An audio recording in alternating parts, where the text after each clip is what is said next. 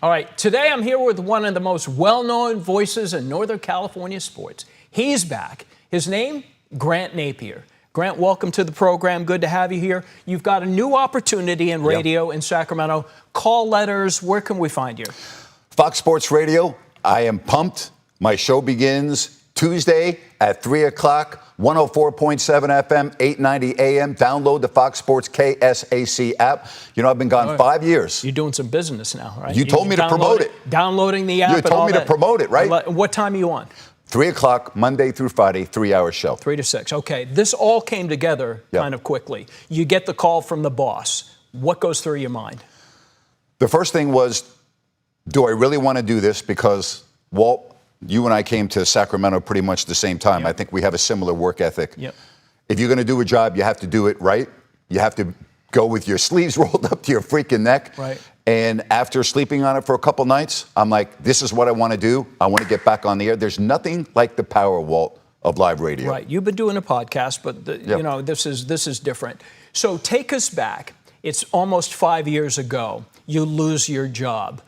What was your mindset? How did that feel? 2 jobs in 1 week. It's about regrouping. You have to get away for a little while. You need to get your mind right, which doesn't happen overnight. It took a couple of months. And then in October, I decided to start a podcast, and that got me going again. And the thing I missed the most, Walt, was every day for 4 hours, I talked to the great fans of this community, and that was gone. And I missed that more than anything. And that's one of my main reasons why I took this job. I have always had a bond. This is a special community. You know that as well as I do. Again, we've been here pretty much the same time. I've missed that greatly. This gives me an opportunity to reinvigorate that bond, and let's get going again. Well, you are true to yourself, and a lot of people would say people from New York tend to be abrasive. And I tell people, I'm from back that way. Grant's like everybody else in New York. He's going to chew you out, and people in Sacramento sometimes get a little concerned about that. But let me ask you this. Did you find out during this 5 years or right away from 5 years ago who your real friends are? There's no question. MLK has a great saying. In the end, we will remember not the words of our enemies, but the silence of our friends. Without a doubt, if I need something, I know who to call. I know who's in my corner, who's been with me through thick and thin. And then people that I thought were my friends, I found out really weren't my friends. And we live in a crazy world. And because we're public figures, sometimes you don't really know who your real friends in life are. I now know who my friends are. So yes, that's a great question, and I learned. I guess people would want me to ask you, have you changed in 5 years? Did that event 5 years ago change you? Are you more careful now? Another great question. I wouldn't say I'm more careful, but what it really opened my eyes to is the travesty of cancel culture in America and how quickly your entire life can be turned upside down. And Walt, I don't think I did anything wrong. I said all lives matter, every single one. In my opinion, there's no gray area there, every single one. But I learned that, hey, you know what? In this country, for whatever reason, you can have a great life, and out of your control, it can be gone instantaneously. And that's pretty much what happened to me. I was a victim of cancel culture, but I'm okay, and I'm happy now, and I'm looking forward to this opportunity. And if that avenue presents itself, will you in a split second know to go left instead of right, knowing what you know now? I am 66 years old. I've lived my life the same way. I was raised a certain way. My beliefs are my beliefs, and I believe that you stick up and you speak for what you believe in. Our lives begin to end the day we remain silent about things that matter. Another great MLK quote. You know what, Walt? I've never turned my head about things that matter. Things that matter, I'm going to address them. I'm going to talk about them.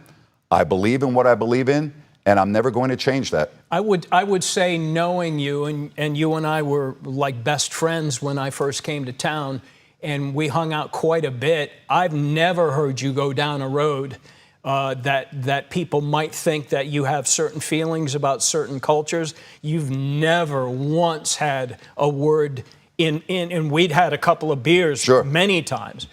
Let me ask you this. Are you going to go to Kings games, Kings practices, and you see Doug Christie? What is that going to be like? Because that didn't end well. Well, first of all, I wish Doug the best because I love the Kings. My son still works for the Kings. Right. I don't wish any ill will on the Kings. I consider Doug to be one of my best friends. We golf together all the time. We went out to eat on the road to dinner all the time. I mentored him. I taught him the radio business. I taught him about TV, and I was very disappointed at the time in Doug, and I was very open about that. I have messages on my cell phone over the 2 days before I was fired from Doug, and he gave me every indication that he was going to support me and speak up for me, and then he didn't, and that hurt. Right. That hurt greatly, and I haven't talked to Doug since then. You going to talk to him? Listen, I would talk to anyone. I'm a very forgiving person. Doesn't mean I'm going to forget. Right. But I believe I am owed an apology from certain people. And I would love to sit down with Doug because, again, I considered him to be one of my best friends. Right. We were together all the time, Walt.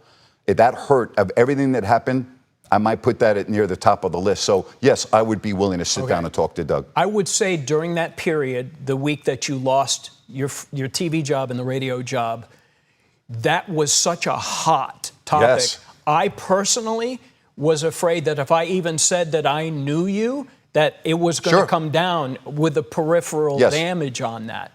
So that could be something Doug intended to come out, but sensing the heat of the moment, he thought maybe self-preservation. That was a very volatile time in this country, and I understand that. And there were a lot of people that were afraid to speak on anyone's behalf during that period of time. I get that. Okay?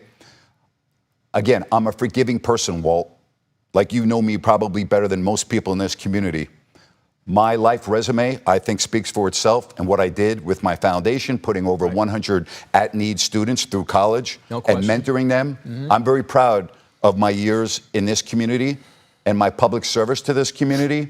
I'm a forgiving person. You said I'm a little brash because I'm a New Yorker. Well, you are. Well, but you see, there's the Grant Napear on the air, and there's the Grant Napear off the air. True. We're not the same person, but my beliefs are the same on the air and off the air. Okay. So I'm willing to talk to anybody. We'll shake be hands, following. And do it. I'm anxious to see how that all goes again. Again, tell us where you're going to be radio-wise and going forward. Yeah, Tuesday, right after Labor Day, 3 to 6 every day, Fox Sports Sacramento. You know me, Walt. It's going to be great. Guests, phone calls. All right. We're going to be in each other's face. We're going to have fun. Mr. Brash is back. And thanks for having me. Okay, Napes, good to see you.